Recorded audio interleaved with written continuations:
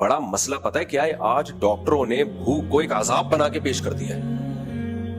نہیں بھوکا نہیں رہنا چاہیے, ایکچولی بھوکا جب رہتے ہیں پھر وہ ٹھش پش بھی شروع کر دیتے ہیں اپنی. جب ہم بھوکا رہتے ہیں تو ہمارے یہ والے ہارمونز ریلیز ہونا شروع ہوتے ہیں, ٹینشن والے. ہر چیز کو اتنا پیچیدہ بنا دیا ہے میڈیکل سائنس نے. ہارمونز کی ایسی کی تیسی کچھ نہیں ہوتا بھوکا رہنے سے. بھائی آج بہت مشکل ہے بھوک سے مرنا.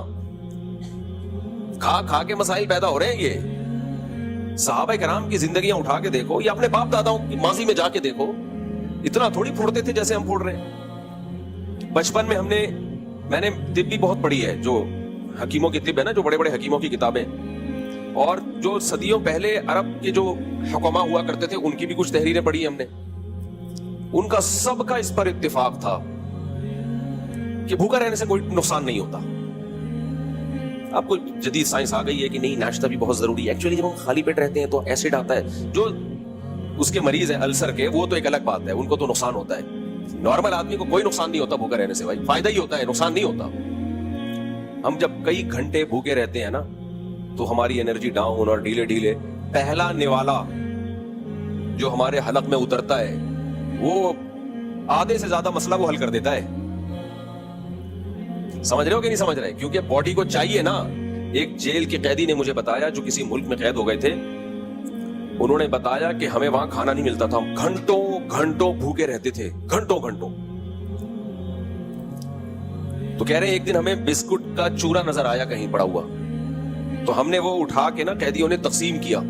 وہ اتنا سا چورا ہم نے کہتے ہیں زبان پہ ڈالا, اور اس کو ہم زبان پہ ہی گھماتے رہے. اس سے بھی انرجی آ جاتی ہے کافی. ہمیں تو کھانے کی اہمیت کا اس لیے اندازہ نہیں ہے کہ پھوڑے جا رہے ہیں. وہ جو نوالا ہوتا ہے نا, 4-5 نوالوں کے بعد آپ تجربہ کر کے دیکھیں, کم کھا کے کوئی کمزوری محسوس نہیں ہوتی اس سے. انسان 2-4 شروع کے نوالے بہت کچھ کر چکے ہوتے ہیں, تباہی پھیلا چکے ہوتے ہیں جا کے باڈی میں. اس کے بعد گریویاں چل رہی ہوتی ہیں. کھائیں آپ, منع نہیں کر رہا, میں کیوں منع کروں, میں خود کھاتا ہوں تو آپ کو کیوں منع کروں. جس دن میں پکڑا گیا بولیں گے اس دن تو بڑے فضائل سنا رہا تھا. لیکن ایمان تو درست کرو, یقین تو درست کرو میرے بھائی. یہ سب گریویاں ہیں, یہ ضرورت نہیں ہے. وہ لوگ گئے جو بھوک لگنے پہ کھانا کھایا کرتے تھے. ونس اپون اے ٹائم بھوک لگا کرتی تھی اور کھانا کھاتے تھے. دیکھو نبی صلی اللہ علیہ وسلم نے ارشاد فرمایا, روزے دار کے منہ کی بدبو اللہ کو مشک سے زیادہ محبوب ہے. آج روزوں میں منہ کی بدبو ہی ختم ہو گئی ہے, آتی نہیں ہے. کیوں؟ حالانکہ جب بہت زیادہ ہم خالی پیٹ رہتے ہیں نا تو منہ میں ایک اسمیل آنا شروع ہوتی ہے.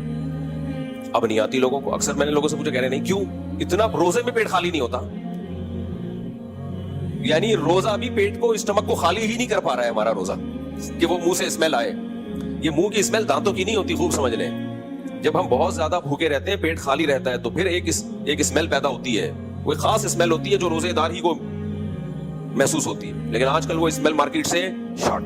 میں نے بہت لوگوں سے پوچھا آپ کو آتی ہو یا نہیں. وجہ کیا ہے؟ روزہ رکھ کے بھی اسٹمک خالی ہو ہی نہیں رہا. کیونکہ سحری میں 2 پراٹھے 3 پراٹھے کھا کے سو گئے, ظہر میں اٹھے تو ابھی روزہ لگنے کا ٹائم ہی نہیں شروع نہیں ہوا کہ افطار میں 2 تباہی ہوتی ہے, جو بربادی ہوتی ہے. اس کے بعد حیرت اور افسوس اس پر رہنا ہے. افسوس ہی کر سکتا ہوں میں, کیا افسوس. آپ بولیں گے آپ کیوں ان چیزوں پہ افسوس کر رہے ہو, لیکن دل چاہتا ہے کہ افسوس کروں. اکثر لوگ ہم نے دیکھے ہیں افطاری کریں گے, نماز پڑھ کے پھر کھانا کھائیں گے. ابے تو ابھی کیا کیا تھا, یہ جو تھوڑی دیر پہلے کیا تھا یہ کیا تھا؟ یہ تو بہت زیادہ ہو گئی ہے بھائی.